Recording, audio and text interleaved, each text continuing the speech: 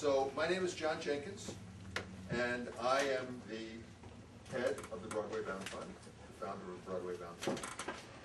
We created the Broadway Bound Fund in 1999 to honor a man who was both a big brother and also a patron of theater and the arts. And in the recent years that we have been staging these productions and working with the little brothers and sisters in New York City, we could not have imagined, I think, the growth and stupendous work that has been done in this program. You're going to see some of it today.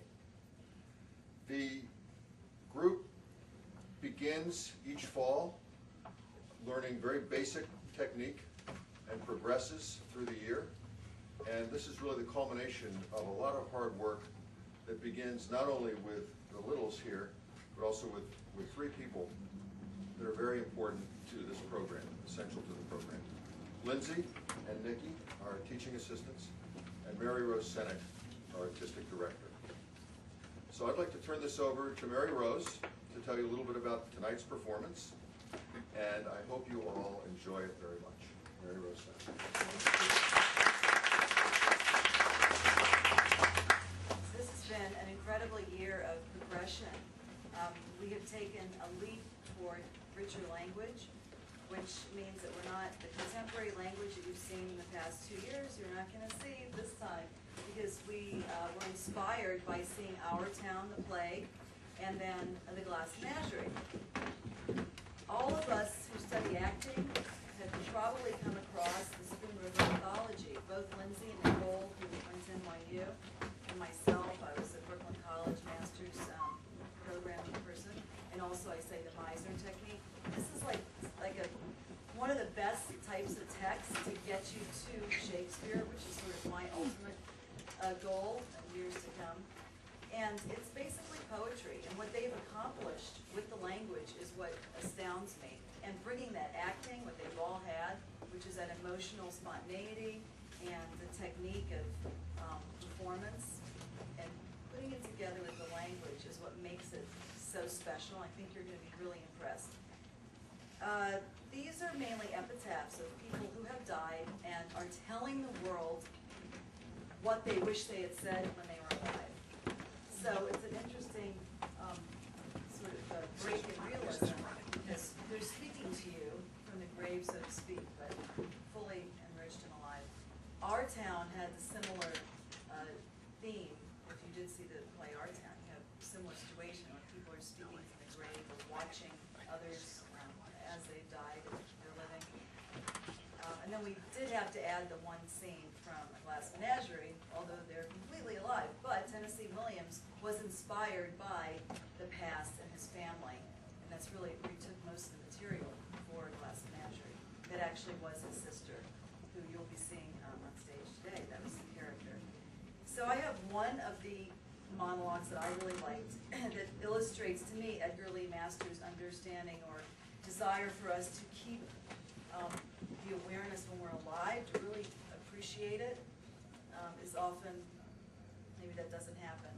My life's blossom might have bloomed on all sides, save for the bitter wind which stunted my petals, on the side of me which you in the village could see. From the dust I lift a voice of protest. My flowering side you never saw. Ye living ones, ye are fools indeed, who do not know the ways of the wind and the unseen forces that govern the process of life. And just to check again that our phones are off too. I want to give special praise to two people who are playing parts tonight, because at the last minute, basically this week, a young lady could not perform, and today we were told that someone could perform. So Amy is taking the place of someone at the end, and we have Fiona, who is doing an amazing job today reading the script. She wants to make sure you know that she's memorized her other part, and this one she was handed today. She does a fantastic job, so we want to support them for standing in at the last minute. Thank you. So there you go.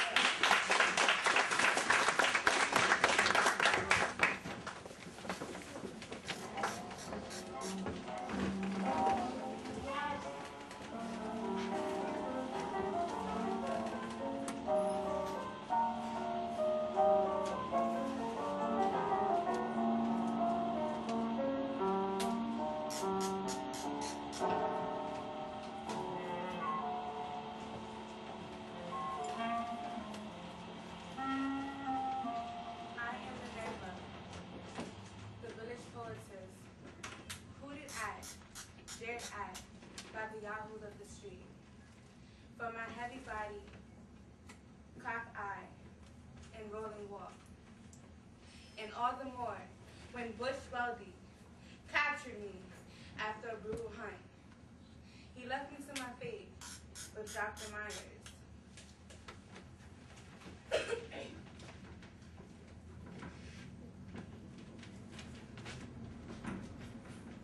And I sank into death, growing numb from the feet up, like one stepping deeper and deeper into a stream of ice.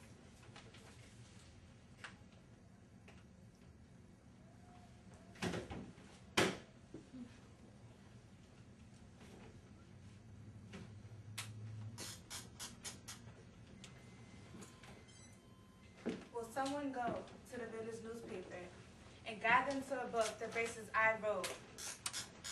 I thirsted so for love, I hungered so for life.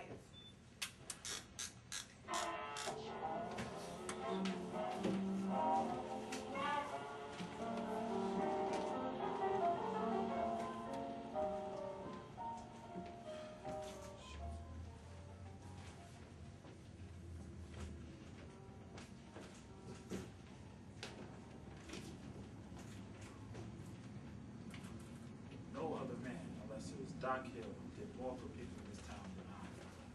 And all the weak, the halt, the improvident, and those who could not pay flocked to me. I was good-hearted, easy Dr. Myers. I was healthy, happy, in comfortable fortune. Blessed with a congenial me. My children, all wedded, doing well in the world. Then one night, Minerva, the poetess, came to me with trouble, crying. Tried to help her out. She died. They indicted me. The newspapers disgraced me. And then pneumonia finished me.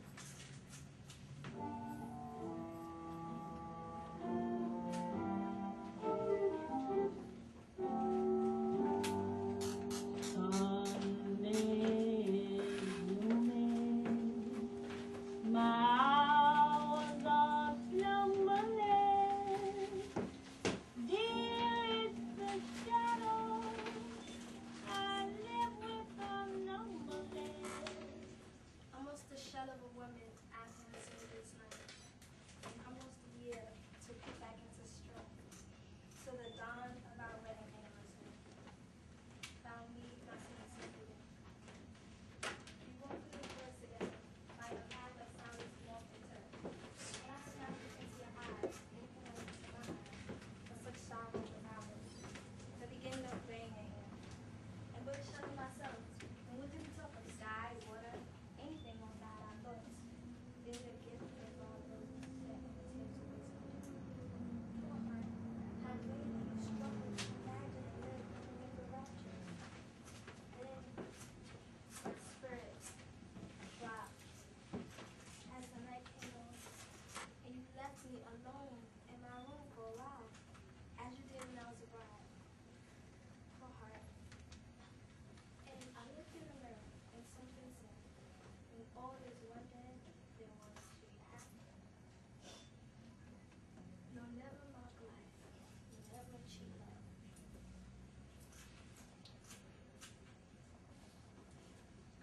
And I did it. Sitting there looking in there. I did it. Dear, have you ever understood?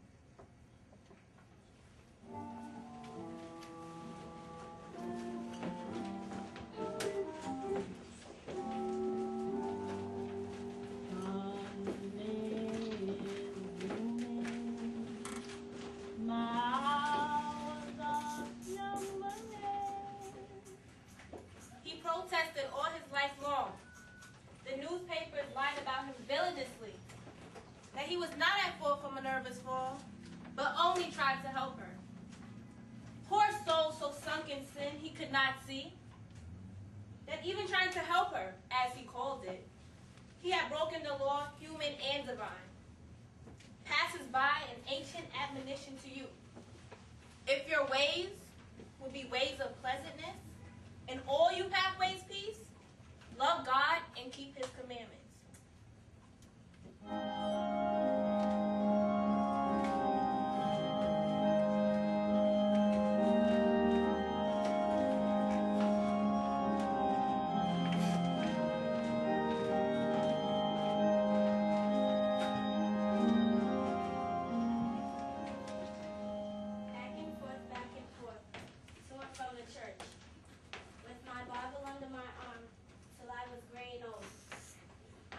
alone in this world, finding brothers and sisters in the congregation and children in the church. I knew they laughed and thought me queer. I knew the eagle soars that flew high in the sunlight above the spire of the church and laughed at the church, disdaining me, not seeing me. But if the high air was sweet to them, sweet was the church to me. It was the vision of the poets,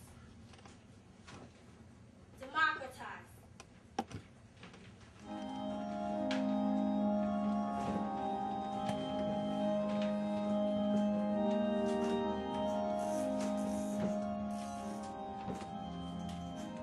They got me into Sunday school in Spoon River and tried to get me to drop Jesus for Confucius. I could have been no worse off if I had tried to get him to drop Jesus for Confucius. For without any warning, as if they were a prank, and sneaking up behind me, Harry Wiley, the minister's son, caved my ribs into my lungs with the blow of his fist. Now I shall never sleep with my ancestors in Peking, and no children